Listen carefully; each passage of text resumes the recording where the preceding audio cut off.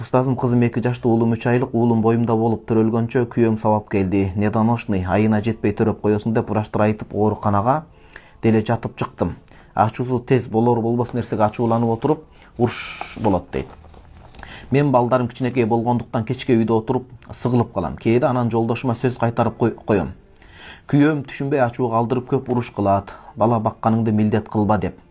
Балдарымдын көзүнчө уруш кылып, балдарым чыркырап ыйлады. Үйдөн чыгып кет деди. Мен азыр төркүнүмө келгем балдарым менен. Ажырашам десем ата-энем кое тур, балдарың бар дейт.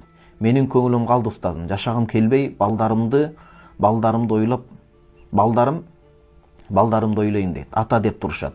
Күйөөм эч эле ыраазы болбойт. Жашаганыбызга 4 жылга жакындап калды. Эмне кылсам, атасы 5 убак намаз окуйт.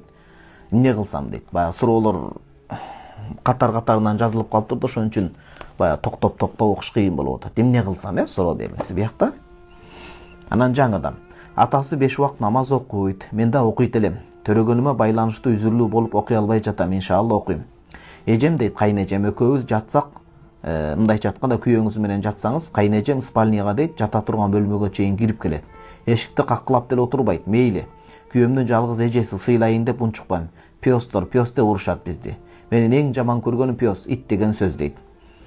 Сабыр кылат экенбиз, келиндер акыр аягында биз да жарылат экенбиз да. Ооба, сабырдын да ченеми бар да. Жанагындай пружинаны түртө берсе акыл алып пружина дагы кайтарат го. Атам апам жакшы адамдар. Кайненем калып, кайнэжем киришет, биз менен чогуу жашайт.